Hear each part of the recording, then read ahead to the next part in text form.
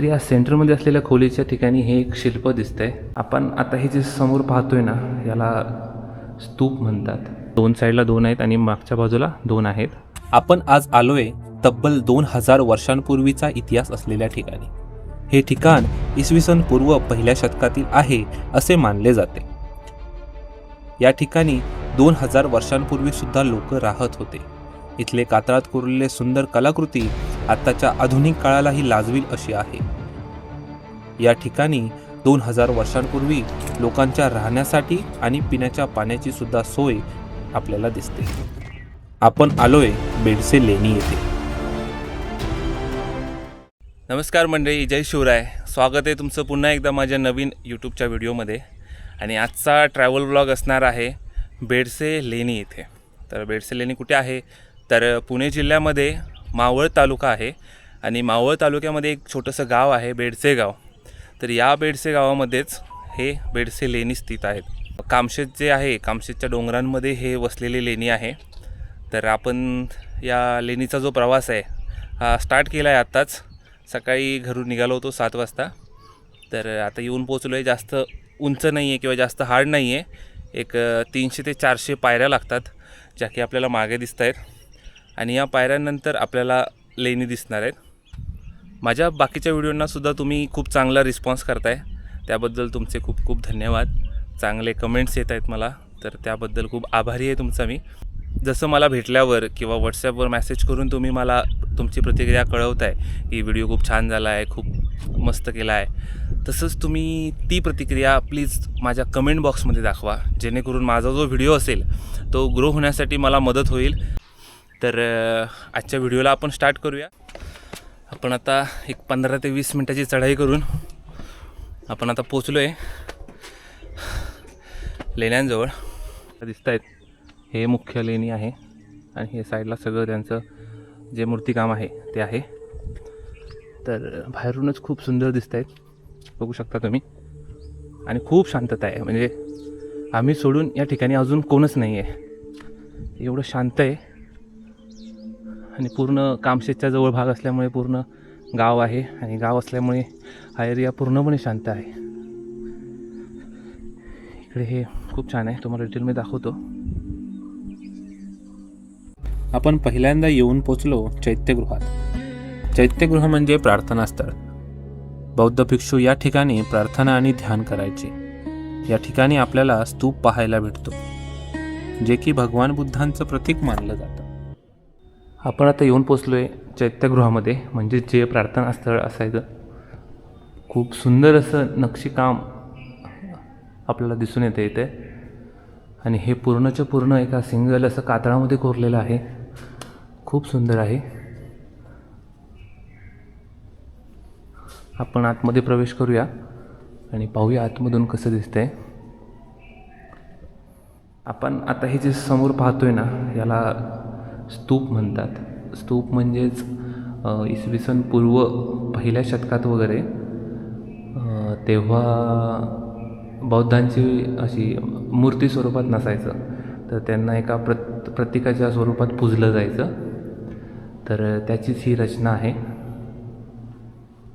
आणि इथलं जे नक्षीकाम आहे ते आपण इथं बघू शकतो आहे. हे खास करून मला खूप असं आवडलं आहे. याच्यामध्ये हे जे महिरपी टाईप जे आहे ते महिरपी कंस जवळपास इथं 4 आहेत. 1, 2, 3 आणि 4. आणि या 4ही महिरपी कंसांचा जो अँगल आहे आणि त्याचं जो वरचं टोक आहे ते सर्वांचं एकाच लाईनमध्ये आहे. ते सममितीय जे म्हणतात तसं प्रत्येक डिझाईन, म्हणजे हे एवढ्या भागातलं जे डिझाईन आहे ते ॲज इट इज सेम वर दिसते आपल्याला. म्हणजे एवढं परफेक्शन त्या काळी त्यांच्या कामामध्ये होतं. आणि महत्त्वाची गोष्ट म्हणजे काय तर याला रिटेक नाही आहे. म्हणजे जसे की एखादा मातीची मूर्ती जर घडवतो आहे तर ती मातीची मूर्ती जर चुकली तर तिला पुन्हा बनवता येते. पण हे जे शिल्प आहे, या शिल्पामध्ये जी कला पहिली कोरली जायची, ही शिल्पकलाला रिटेक नाही आहे. जर एकदा चुकली तर ती चुकली.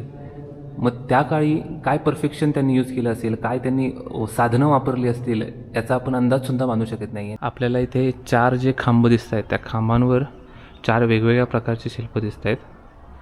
तर यामध्ये मुख्यतः 2 अश्व आहेत आणि त्या अश्वांवर एक स्त्री आणि पुरुष दिसत आहेत आपल्याला. आणि या ठिकाणी आपल्याला 4 हत्ती दिसत आहेत, जे की या 2 साईडला 2 आहेत आणि मागच्या बाजूला 2 आहेत. आणि समोर जो तिसरा खांबा आहे त्या खांबावर आपल्याला 2 आपल्याला हे दिसत आहेत, 2 अश्व आणि त्याच्या मागे 2 जे आहेत ते हत्ती आहेत. आणि त्यावर सुद्धा सेम एक स्त्री आणि एक पुरुष रूढ झालेलं दाखवलेलं आहे. आणि सेम चौथ्या खांबावर 2 आपल्याला अश्व दिसत आहेत. सुंदर अशी रचना आहे प्रत्येक खांबाची. त्यानंतर आपण गेलो विहार बघायला. विहार म्हणजे बौद्ध भिक्षूंना राहण्यासाठी तयार केलेलं निवासस्थान. येथेच ते राहत, ध्यान करत, ज्ञानाचा अभ्यास करत असत.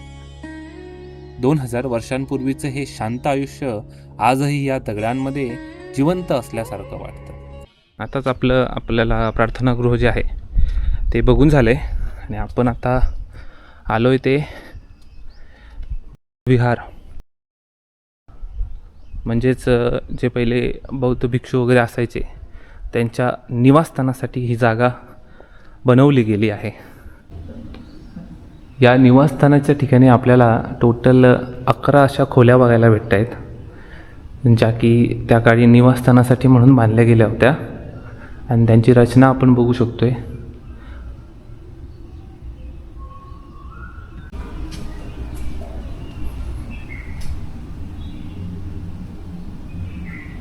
आपण आता निवासस्थानी जेव्हा आलो आहे विहारामध्ये, तर विहाराच्या एका सेंटरमध्ये जे एक खोली आहे, म्हणजे मध्यभागी जी खोली आहे, इकडे 5 आणि इकडे 5, आणि ही जी खोली आहे ही सेंटरमध्ये आहे. तर या सेंटरमध्ये असलेल्या खोलीच्या ठिकाणी हे एक शिल्प दिसतंय. तर हे कुठलं शिल्प आहे, हे शिल्प कोणतं आहे ॲक्च्युली मला आयडिया नाही आहे. तर हे तुम्हाला माहिती असेल की हे शिल्प कोणतं आहे तर कमेंटमध्ये तुम्ही नक्की सांगा.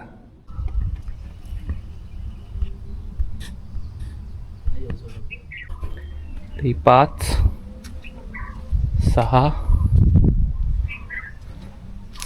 इकडे 7, ही काय अशी वेगळीच रचना आहे. आपण इकडेच बघू शकतोय. हे पूर्ण असं गोल आय थिंक कोरलंय, पूर्ण गोल आहे, खूप मस्त आहे.